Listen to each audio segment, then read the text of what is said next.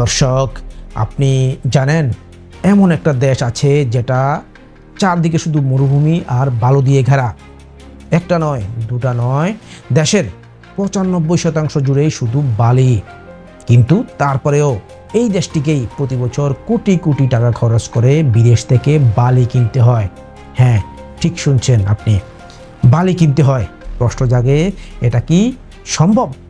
কেন এমন হচ্ছে? আপনি কি ভাবছেন এত নিচুকই গুজব?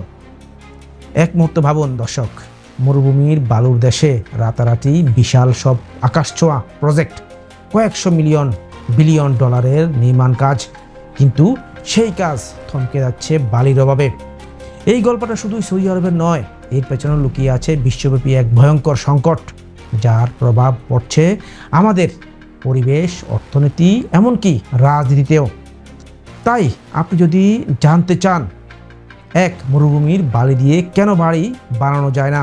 দুই, কি সেই বিজ্ঞান যে কারণে সৌদি আরবকে অস্ট্রেলিয়া থেকে বালি আনতে হয়? তিন, বালির জন্য পৃথিবী আজ কতটা ঝুঁকির মুখে? চার, এবং শেষে এমন একটা তথ্য যা জানলে আপনি চমকে যাবেন। এসব প্রশ্নের উত্তর যদি জানতে চান, তাহলে এই ভিডিওটা আপনার জন্য।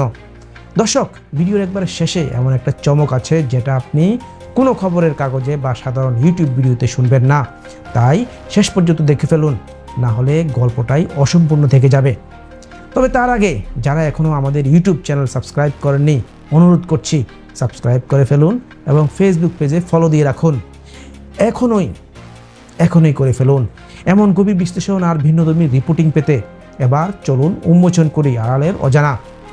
সৌদি আরব একটা দেশ যেখানে ৯৫% ভূখণ্ড জুড়ে শুধু মরুভূমি, অথচ বাস্তবতা হলো সেই দেশকেই প্রতি বছর অস্ট্রেলিয়া থেকে, বেলজিয়াম থেকে, চীন থেকে বালি আমদানি করতে হয়।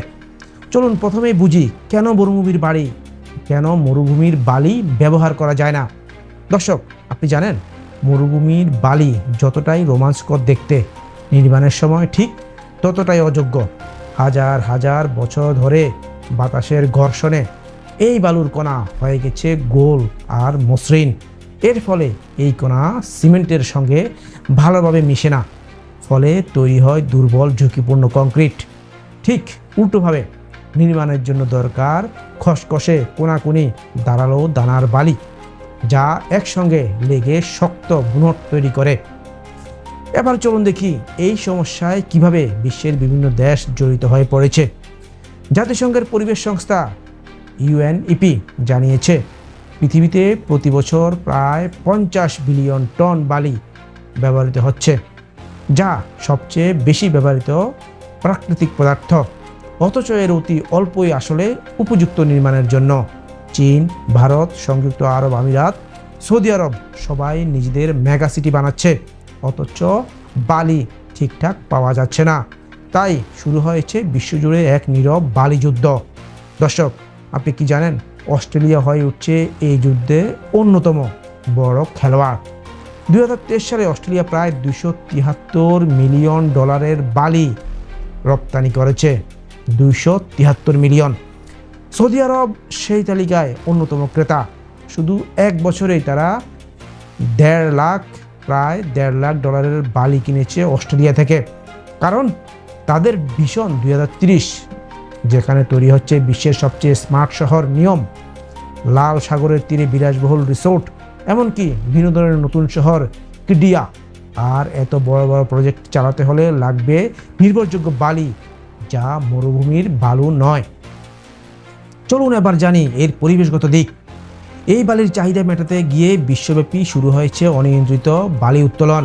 নদীগুলোর তলদেশ খুঁড়ে খুঁড়ে তুলে ফেলা হচ্ছে বালি। এর ফলে নদী ভাঙন, জীববৈচিত্র্য ধ্বংস আর জলজ প্রাণীর মৃত্যু ঘটছে। ইউএনইপি বলছে আমাদের গ্রহ আজ বালি সংকটের মুখোমুখি। তাই কিছু দেশ শুরু করেছে বিকল্প পথ খোঁজা, যেমন স্যান্ড বা কৃত্রিম বালি, যা পাথর ভেঙে তৈরি করা হয়। আবার কেউ কেউ ব্যবহার করছে রিসাইকেলড নির্মাণ বর্জ্য। কিন্তু প্রশ্ন হচ্ছে, এই সব কিছুই যথেষ্ট কি?